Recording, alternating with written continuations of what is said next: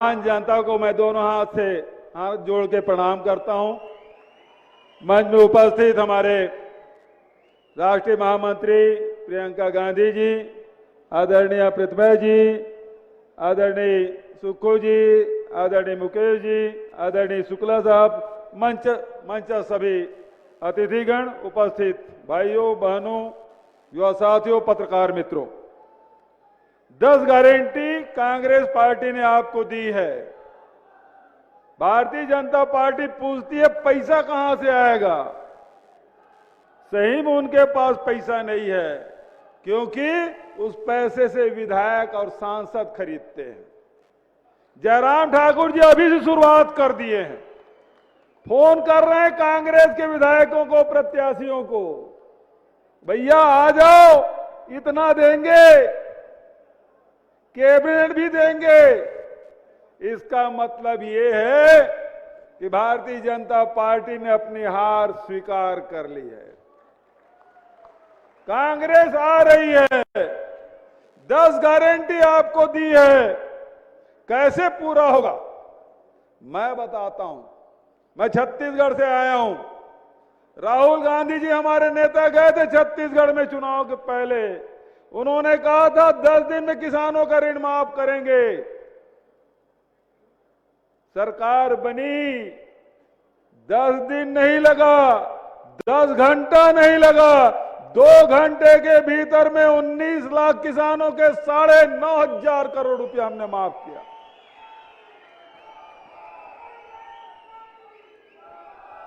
₹2,500 quintal में धान खरीदेंगे, ये उन्होंने वादा किया। आज देख लीजिए, इस साल जो धान बेचेंगे किसान, वो 2,640 रुपया पड़ेगा। राहुल जी तो 2,500 बोले थे, आज 2,640 रुपया। तो कांग्रेस कहती है वो करती है। ओल्ड पेंशन स्कीम छत्तीसगढ़ में लागू, राजस्थान में लागू, हम झारखंड में हमारी साझा सरकार है, वहां लागू। तो हिमाचल में यदि आपसे कांग्रेस ने कहा है कि 10 दिन में ओपीएस लागू होगा, मतलब लागू होगा। आदरणीय साथियों, मैं एक बात का अपनी बात समाप्त करूंगा, क्योंकि आप प्रियंका जी सुनना चाहते हैं और मुझे भी बेल्लारी जाना, वहां नाइट लैंडिंग की व्यवस्था नहीं है, इसलिए मुझे जल्दी जाना है। राहुल जी के साथ कल पद यात्रा में शामिल होऊंगा। एक बात आपसे कहना चाहता हूं, भारतीय जनता पार्टी की सरकार आपके जेब से पैसा निकालने का काम करती है। चाहे पेट्रोल की कीमत बढ़ा के, डीजल की कीमत बढ़ा के, रसोई गैस की कीमत बढ़ा के आपके जेब से पैसा निकालने का काम कर रहे हैं। अब तो जीएसटी भी लगा दिया है। रोटी में 5%, पराठा में 18%, दही में भी जीएसटी। तो पैसा निकालने का काम वो करती है। कांग्रेस है वो किसानों के, मजदूरों के, गरीबों के, महिलाओं के, नौजवानों के जेब में पैसा डालने का काम करती है। आज आपसे वादा किया गया है कि महिलाओं को 1,500 रुपया देंगे। आपसे वादा किया 300 यूनिट तक की बिजली बिल छूट देंगे। आपसे वादा किया है कि किसानों से 10 लीटर तक के दूध खरीदेंगे, 2 रुपया किलो में गोबर खरीदेंगे।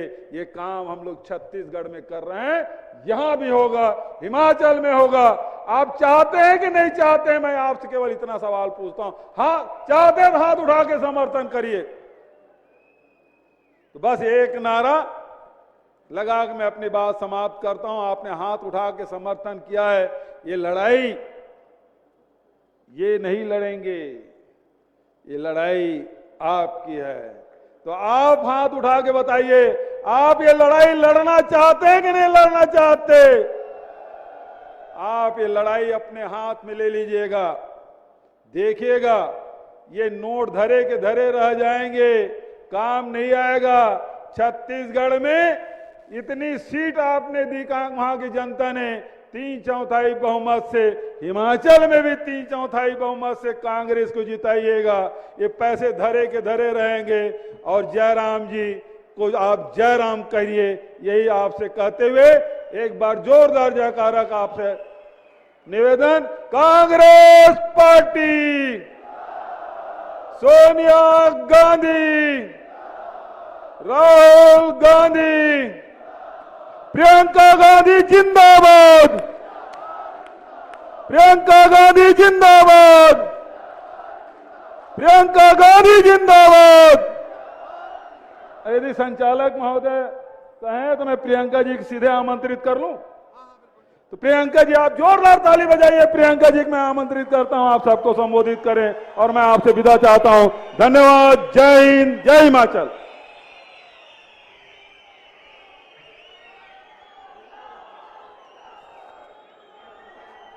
बहनों और भाइयों, आप इतने समय से मेरा इंतजार कर रहे हैं, इसके लिए आपको बहुत बहुत धन्यवाद। श्री भूपेश बघेल जी, श्री प्रताप सिंह बाजवा जी, श्री राजीव शुक्ला जी, श्रीमती प्रतिभा सिंह जी, श्री मुकेश अग्निहोत्री जी, श्री सुक्कू जी, श्री रामलाल जी, श्री चंद्र कुमार जी, राजेंद्र राणा जी, विनय कुमार जी, कुलदीप कुमार जी, कौल सिंह ठाकुर जी, कुलदीप राठौर जी, धनीराम शंडिल जी, एआईसीसी के सारे सचिव और यहाँ पे उपस्थित तमाम नेतागण, कार्यकर्तागण, आप सबका इस सभा में बहुत बहुत स्वागत। यहाँ आने से पहले मैं माता शूलिनी के मंदिर में गई, इसीलिए इस सभा को सबसे पहले हम शूलिनी माता की जय बोल के शुरू करते हैं। आप मेरे साथ कहिए, मां शूलिनी की, मां शूलिनी की जय, मां शूलिनी की जय।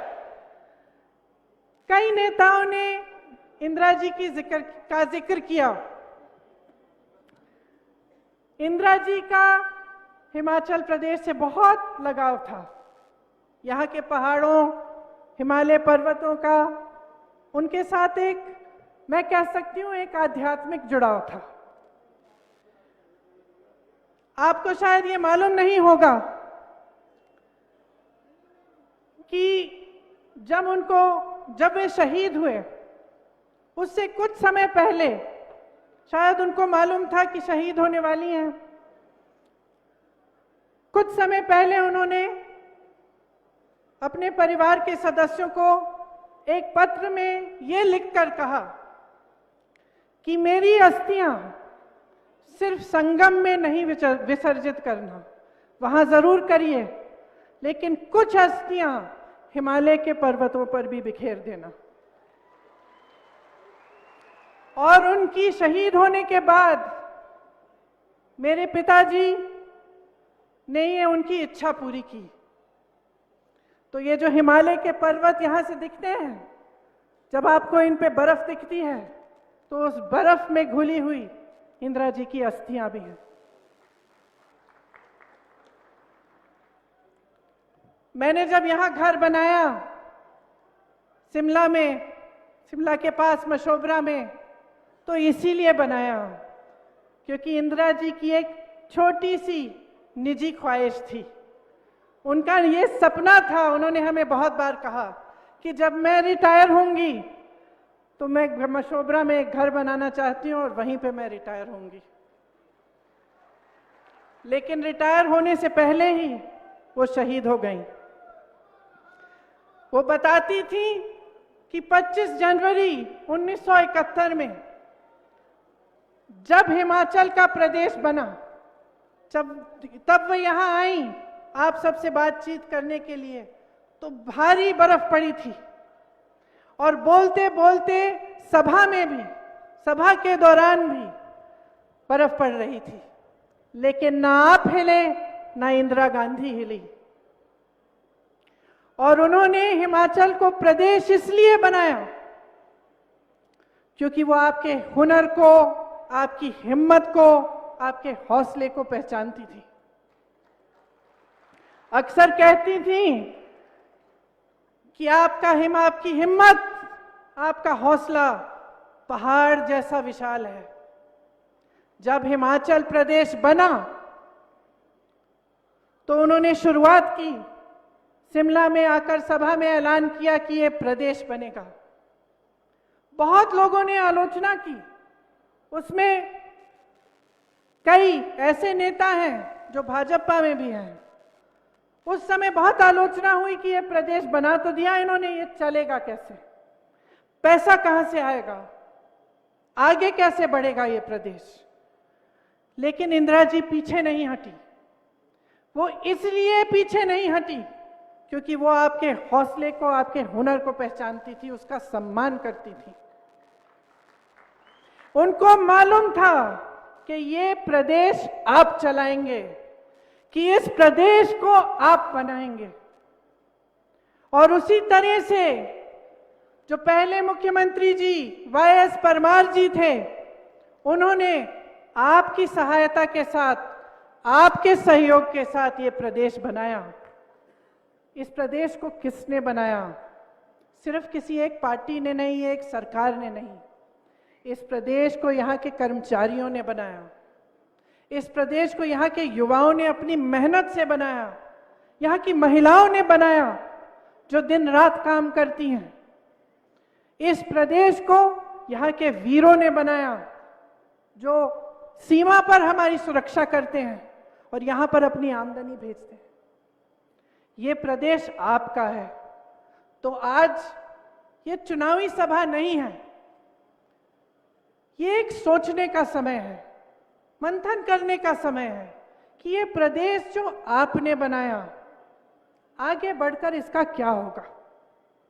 जिन लोगों की मेहनत के बल पर आज इस प्रदेश में एक इंफ्रास्ट्रक्चर है, हेल्थ केयर की कुछ सुविधाएं हैं, सड़कें बनी, विकास हुआ, ये आप सबने किया। अब आपके भविष्य को क्या होगा, ये समय है कि आप इसके बारे में सोचें। अगर आप देखें तो ये 5 साल जो बीते हैं, इसमें भाजपा की सरकार ने आपके लिए क्या किया। और मैं ये इसलिए नहीं कह रही हूं कि ये चुनाव है तो आलोचना करनी ही है, कि ये चुनाव है, हम इस तरफ है, वो उस तरफ है, तो हाँ उनकी बुराई करनी है। नहीं, मैं एक वास्तविकता आपको बताना चाहती हूं। कर्मचारियों को लीजिए, आपके प्रदेश में तकरीबन 2 लाख कर्मचारी हैं। आज कहां है? धरने पे बैठे हैं, महीनों से धरने पे बैठे हैं, सरकार का एक प्रतिनिधि नहीं आया। और धरने पे क्यों बैठे हैं? मैंने पूछा, अभी यहां आने से पहले मैं रुकी थी, उनसे बातचीत हुई। क्योंकि उनको पेंशन नहीं मिल रहा है। ये पेंशन किसने हटवाया? भाजपा की केंद्र सरकार ने हटवाया। जब पेंशन को, पुराने पेंशन को देने की बात होती है तो क्या जवाब मिलता है इनसे? कहते हैं पैसा ही नहीं है। आप सब ये कहते हैं इकोनॉमी खराब हो जाएगी, पैसा नहीं है हमारे पास। अच्छा, आपके पास कर्मचारियों के पेंशन के लिए पैसा नहीं है, लेकिन बड़े बड़े उद्योगपति मित्र जो हैं आपके, उनके लोन आप माफ कर देते हैं। उनको तमाम पीएसयू पकड़ा देते हैं, उनको कोल्ड स्टोरेज दिलवा देते हैं। सेब के दाम, फसल के दाम वो तय करेंगे। और जो मेहनत कर रहा है कर्मचारी, उसके लिए आपके पास न समय है और ना आपके पास पैसा है। और आप अपने मुंह से कहते हैं ये। तो मैं पूछना चाहती हूं कि इस प्रदेश के भविष्य का क्या होगा अगर एक ऐसी सरकार चलेगी जो कर्मचारी को नहीं मानती, उसका सम्मान नहीं करती, लेकिन सिर्फ अपने बड़े बड़े उद्योगपति मित्रों का सम्मान करती है। चलिए, कर्मचारियों की बात हुई, अब युवाओं की बात करते हैं। युवाओं की क्या हालात है यहाँ? 63,000 से ज्यादा सरकारी नौकरियां खाली पड़ी हुई हैं, पद खाली हैं, 5 सालों से खाली हैं, भरे नहीं जा रहे हैं। नौजवान बेरोजगार हैं, यहाँ पे बहुत सारे पढ़े लिखे नौजवान हैं। मैं जिससे मिलती हूँ, बीए पास, एमए पास, नौकरी है, रोजगार है? नहीं है जी, यही जवाब मिलता है। तो जो अपने भविष्य के लिए एक नौजवान ये उम्मीद नहीं रख सकता, जो मेरी नौजवान बहनें पढ़ती हैं, लिखती हैं, आप सब उनको, उनकी परवरिश करते हैं, मेहनत से पढ़ाते हैं, लिखाते हैं, लेकिन वे उम्मीद ही नहीं कर सकते कि उनको नौकरी मिलेगी, तो कैसी सरकार है ये? न महिलाओं के लिए कुछ है, न युवाओं के लिए है, न कर्मचारियों के लिए है। बागबानों को देखिए, आज जैसे मैंने कहा, फसल के दाम, सेब के दाम, आप यहां पे टमाटर उगाते हैं, मशरूम उगाते हैं, इस सब के दाम बड़े बड़े उद्योगपति तय करेंगे। आपको अपने फसल का दाम नहीं मिलना चाहिए। इसी तरह से छोटे व्यापारियों को देखिए, छोटे व्यापारी से पूछिए, क्या आपकी तरक्की हुई है 5 सालों में? सब सर हिलाएंगे, तरक्की नहीं हुई। तरक्की इसलिए नहीं हुई क्योंकि जीएसटी लागू हुआ, कोरोना आया, कोरोना में सहायता नहीं हुई आपकी, लेकिन हां पीपीई पे घोटाला जरूर हुआ। युवा को रोजगार नहीं दिया, लेकिन पुलिस भर्ती में आपने घोटाला किया, यूनिवर्सिटी के इम्तिहानों में आपने घोटाला किया। तो ये सरकार है पिछले 5 सालों से, किसी का फायदा नहीं हुआ है। ये कहते हैं ना कि रिवाज बदलना चाहते हैं, मैं तो कहती हूं रिवाज आपने बदल दिया। जो कांग्रेस की सरकार यहां थी, जो सरकारें थी, इतने समय से जो मुख्यमंत्री थे, चाहे वो वाईएस परमार जी हों, चाहे वो रामलाल ठाकुर जी हों, चाहे वो वीरभद्र सिंह जी हों, सबने वही इंदिरा जी का जो आध्यात्मिक रिश्ता है आपके साथ, जो दिल का रिश्ता है आपके साथ, वो रिश्ता निभाया, विकास कराया, शिक्षा के संस्थान बनाए, आपकी तरक्की के लिए काम किया।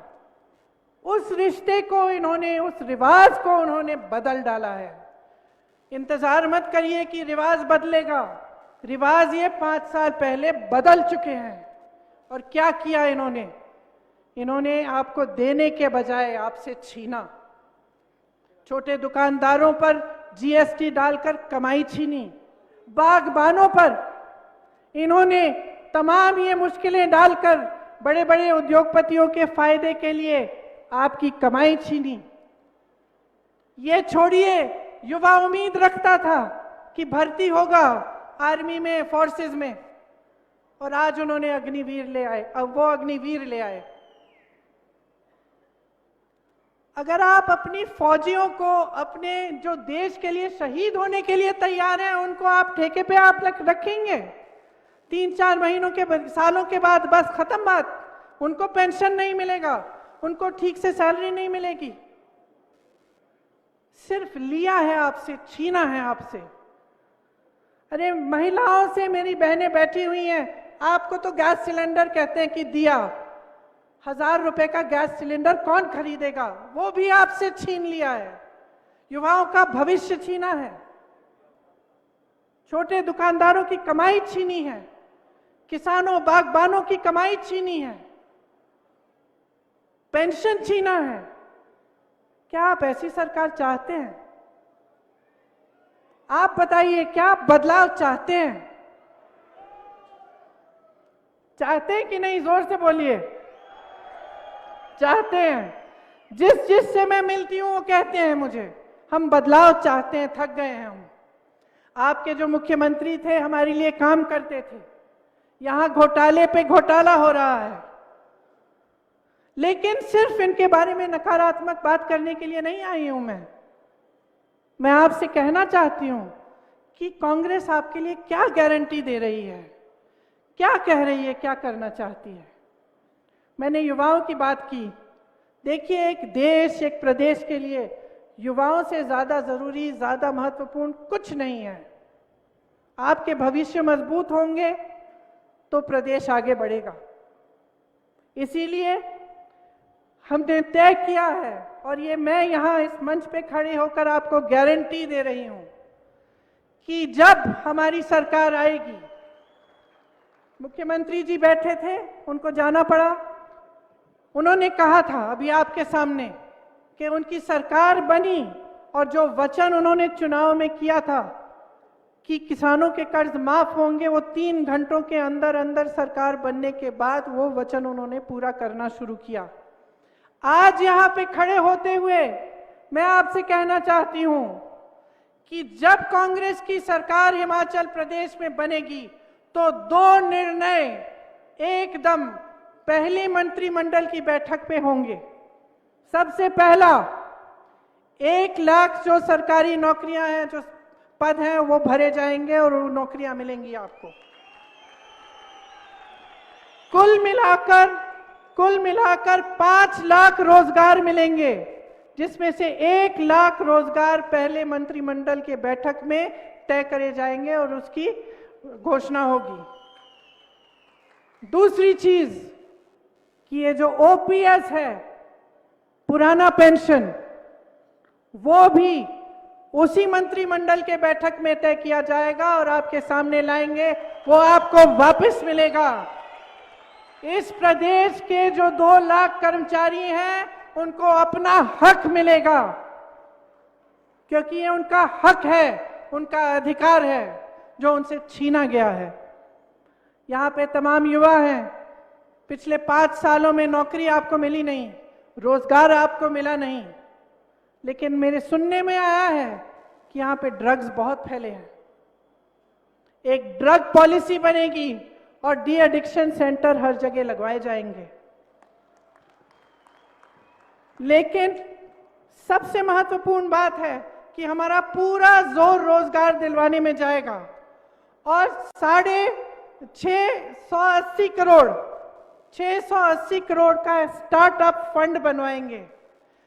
जो नौजवान अपनी अपना छोटा सा व्यापार शुरू करना चाहता है, स्टार्टअप करना चाहता है, उसको 0% ब्याज पर यह लोन मिलेगा और इसके लिए एक अलग से फंड बनेगा। जो सरकारी और पब्लिक प्राइवेट कंपनियां हैं, उसमें हिमाचल के रहने वालों को रोजगार की अहमियत मिलेगी।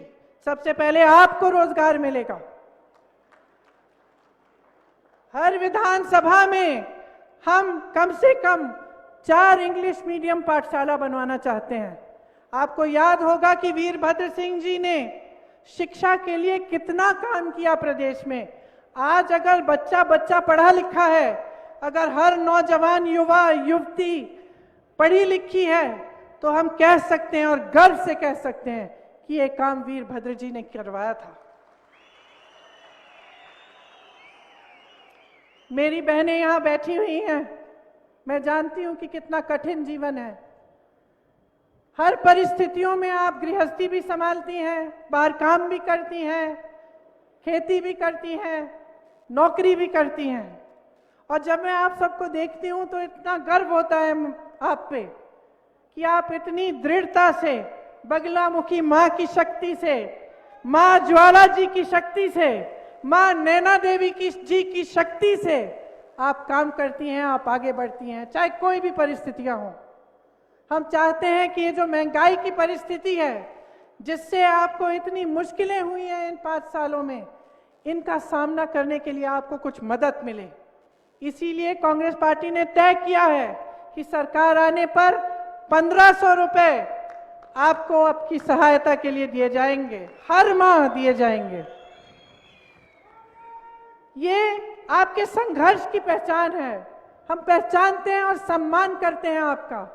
हम चाहते हैं कि आपको अपने संघर्ष में मदद मिले, लेकिन हम ये भी नहीं चाहते कि आप सब पढ़ लिख कर घर बैठे। हम चाहते हैं कि युवतियां भी पूरी तरह से अपने पैरों पर खड़ी हो पाए, आपको भी रोजगार मिले, आप भी जिम्मेदारी संभालें। इसीलिए सरकारी रोजगार की बात जब होती है तो हम महिलाओं को भी इसमें हम मदद करना चाहते हैं। मैं जानती हूं कि तकरीबन हर जगह एक मोबाइल क्लिनिक है। ये स्वास्थ्य का काम भी कांग्रेस की सरकारों में शुरू हुआ था, लेकिन आज पिछले 5 सालों से ये हुआ है कि ये रेफरल सेंटर जैसे बन गए हैं। आज आप वहां पे अगर किसी चीज के लिए जाते हैं तो छोटी मोटी दवाइयां मिलती हैं, लेकिन ठीक से अगर कोई बड़ा इलाज करना हो या कोई बड़ी समस्या हो तो वहां पे इलाज नहीं होता। कांग्रेस पार्टी चाहती है कि आने वाले समय में हम उन पीएचसीज को मजबूत बनाएं, ताकि आपको इलाज वहीं पे मिले, अच्छी अच्छी दवाइयां, अच्छी अच्छी सुविधाएं मिले। जैसे मैंने कहा, बागबानों को फसल का दाम, अपने सेबों का, मशरूम, टमाटर का दाम खुद तय करने का हक होना चाहिए। ये हक हम आपको देना चाहते हैं। हम बड़े बड़े उद्योगपतियों के फायदे को के लिए आपका नुकसान कभी नहीं करवा सकते, क्योंकि जैसे मैंने कहा, जो आपके और हमारे बीच, जो आपके और कांग्रेस पार्टी के बीच में रिश्ता है, वो एक बहुत गहरा प्रेम भरा रिश्ता है, एक निष्ठा का रिश्ता है। और हम चाहते हैं कि वो रिश्ता हमारे एक एक नेता निभाएं। और मैं आप सबसे भी अपील करती हूं कि एकजुट होकर ये चुनाव लड़िए, एकता दिखाइए, पार्टी को मजबूत करिए, ताकि हिमाचल प्रदेश मजबूत हो। यहां सोलन में ये निर्णय लिया गया है कांग्रेस पार्टी में कि यहां पे एक बड़ा फूड प्रोसेसिंग पार्क खुलवाया जाए। ये फूड प्रोसेसिंग पार्क ऐसा होगा कि यहाँ पे जैसे अगर आप टमाटर उगाते हैं तो उसको प्रोसेस करना, केचप बनाना, दूसरी उसकी चीज़ें बनाना यहाँ पे हो सकती हैं, और यहीं से फिर वो पूरे देश में जा सकती हैं। तो इसके लिए एक बहुत बड़ी सुविधा और इसके लिए खास फंड हम देना चाहते हैं। अब आप कहेंगे कि देखिए, वचन तो सब करते हैं चुनाव में, हमें कैसे मालूम कि जो आप कह रहे हैं वो सही है कि नहीं। मैंने भी देखा है, मैं सालों से यहाँ से गुजरती हूँ, आपने भी मुझे देखा होगा, अक्सर हर 1.5-2 महीने में यहाँ से गुजरती हूँ।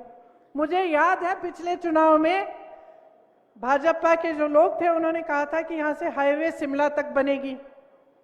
अब 4.5 साल से मैं जब ये हाईवे पे आती हूँ तो मुझे लैंडस्लाइड दिखता है, पेड़ कटे हुए पड़े हैं, कहीं पे काम रुका हुआ है, जैम है, लेकिन हाईवे नहीं बन रही थी।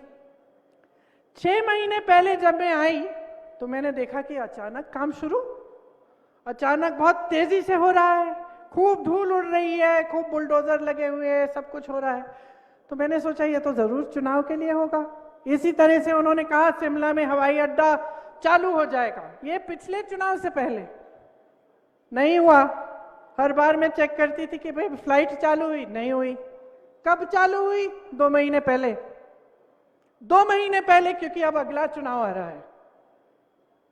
अब आप कहेंगे कि सारे नेता ऐसे ही करते हैं, आप में कौन सी खूबी है? मैं कहना चाहती हूं कि हमारी सरकारें देखिए, छत्तीसगढ़ के मुख्यमंत्री खड़े थे आपके सामने, क्या कहा उन्होंने? ओपीएस की बात की। राजस्थान में, छत्तीसगढ़ में और अब झारखंड में भी ओपीएस लागू हो चुका है। तो थोड़ा सा आप अपनी भी सोच इन बातों पर अगर आप ध्यान दें तो आपको पता चल जाएगा कि खोखली बातें कौन करता है और जो सचमुच आपके लिए काम करना चाहता है वो कौन है।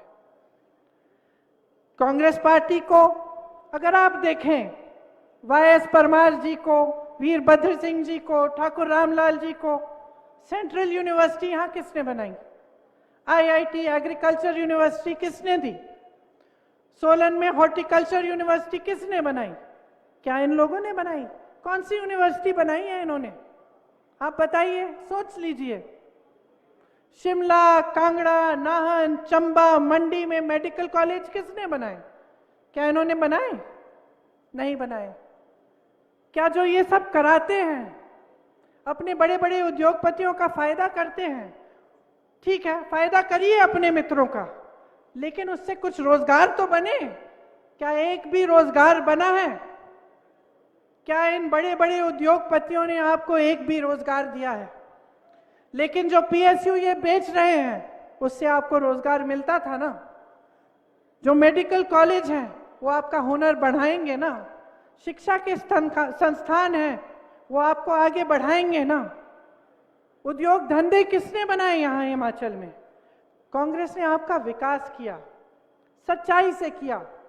मैं ये नहीं कहती हूं कि सब कुछ अच्छा ही अच्छा किया, हो सकता है इसमें बीच में कुछ गड़बड़ भी हुई होगी, कई बार आप दुखी भी हुए होंगे, नाराज भी हुए होंगे हमारे नेताओं से, लेकिन नीयत साफ थी। गलतियां हो सकती हैं लेकिन नीयत साफ होनी चाहिए। तो आज इस मंच पे खड़े होकर मैं आपको कहना चाहती हूं कि भाजपा के नेताओं की नीयत देखी है आपने। चुनाव से पहले कुछ, चुनाव के बाद कुछ। चुनाव के समय उन बातों पर ध्यान आकर्षित करेंगे जिनसे आपके विकास का कोई मतलब नहीं है, उनकी राजनीति से जरूर मतलब है। चुनाव के बाद जो आपका हक है वो बड़े बड़े उद्योगपतियों को मिलता है, जो आपका हक है आपसे छीना जाता है, जो आपके अधिकार हैं वो आपको मिलते नहीं हैं। तो आप सोचिए कि आगे 5 सालों में आप क्या चाहते हैं। आप एक ऐसी सरकार चाहते हैं जिसने 63,200 करोड़ हिमाचल पर कर्ज ले लिया। आज हिमाचल प्रदेश कर्ज में है। इतने करोड़ों रुपए का कर्ज है। आपका पैसा, हिमाचल का पैसा, आपके रोजगार, आपके कारोबार, आपका विकास, आपके पेंशन, उसमें नहीं खर्च हुआ ये सब पैसा। तो कहां गया? आप पूछिए, सवाल उठाइए। ये हिमाचल का पैसा था, हिमाचल के लोगों का पैसा था। आपकी पहचान बनी थी, इस प्रदेश से बनी है। आप गर्व हैं इस देश के। यहां इतने फौजी हैं, इतने लोग हैं जो हमारी सरहद पे खड़े होते हैं, शहीद होते हैं हमारे लिए। हमें गर्व है आप सब पर। लेकिन आप सही सवाल करिए। जो भी नेता आपके सामने आए उससे सही सवाल करिए। पढ़ी लिखी जनता है, सब समझते हैं आज ये समय आ गया है बदलाव के लिए। इस बात को ठीक तरह से समझ लीजिए, वरना 5 साल और गुजर जाएंगे लेकिन आपका कोई लाभ नहीं होगा। ऐसे मुख्यमंत्री, ऐसे नेता जो कभी अपने घर से निकलते नहीं हैं, जो आपकी समस्याओं को ना समझना चाहते हैं ना सुलझाना चाहते हैं, इनका आपका कोई फायदा नहीं होगा। इनसे कोई काम नहीं है इनका आपके लिए। तो मैं फिर से कहना चाहती हूं कि जो रिश्ता कांग्रेस पार्टी के नेताओं का, जो मेरे परिवार के सदस्यों का आपके साथ रहा है, उसको निभाना जरूरी है। आप सबसे मैं कह रही हूं, और मैं आपसे कहना चाहती हूं जो जनता यहां बैठी है, कि उस रिश्ते को निभाने के लिए दो तरफ आपको भी निभाना पड़ेगा, हमें भी निभाना पड़ेगा। हम अपना इन्हें कर्तव्य का पालन करेंगे, आपके लिए जी जान एक करेंगे, आपके विकास के लिए काम करेंगे। आप जागरूक बन जाओ, हमारे लिए नहीं, सत्ता के लिए नहीं, अपने आप के लिए। जितने भी पढ़े लिखे नौजवान यहां हैं, आप समझ लो कि आपके भविष्य की बात है। अपने भविष्य को बहुत ही संजीदगी से लीजिए। आगे क्या चाहते हैं सोच समझकर अपना वोट दीजिए। आपने कहा कि 3 बजे ही शायद आचार संहिता लागू होने वाली है, चुनाव एकदम आ गया है। अब आप सबकी बातें सुनिए, उनका आकलन खुद करिए, सोच समझकर अपना वोट डालिए। आप कांग्रेस पार्टी को जिताएंगे तो ये प्रदेश आगे बढ़ेगा। आपको निष्ठावान नेता मिलेंगे, आपको ऐसे नेता मिलेंगे जो आपको सर्वोपरि रखेंगे। तो मेरी बातों पर आपने इतना ध्यान दिया, इसके लिए मैं बहुत बहुत धन्यवाद देती हूं। देवभूमि को प्रणाम करते हुए परिवर्तन की प्रतिज्ञा के साथ मैं ये अपना भाषण समाप्त करती हूं और आप सबको बहुत बहुत शुभकामनाएं देना चाहती हूं, क्योंकि मैं जानती हूं कि आप सही निर्णय लेंगे, आप सही निर्णय लेंगे और आप यहां पे बदलाव फिर से लाएंगे। जय हिंद, जय हिमाचल। बहुत बहुत धन्यवाद जी, धन्यवाद। आप सब लोग नारा लगाएंगे, आप बैठे रहिए। प्रियंका नहीं ये आंधी है, दूसरी इंदिरा गांधी है। प्रियंका नहीं ये आंधी है,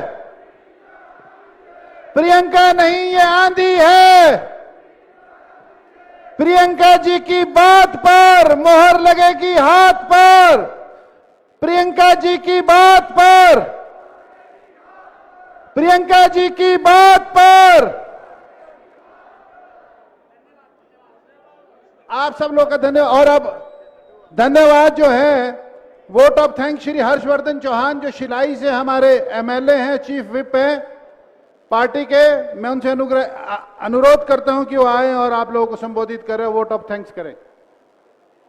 आदरणीय श्रीमती प्रियंका गांधी जी, हमारी राष्ट्रीय महासचिव शुक्ला जी, प्रतिभा सिंह जी, सुखू जी, मुकेश अग्निहोत्री जी, मंच पे सभी महानुभाव, उपस्थित भारी तादाद में हिमाचल प्रदेश के विभिन्न क्षेत्रों से आए हुए सभी कांग्रेस कार्यकर्ता, मैं अपनी तरफ से प्रदेश कांग्रेस कमेटी की तरफ से श्रीमती प्रियंका गांधी जी का दिल की गहराइयों से धन्यवाद करना चाहूँगा कि उन्होंने आज समय निकाल करके हमारा जो हौसला बढ़ाया है, हमारा मनोबल बढ़ाया है।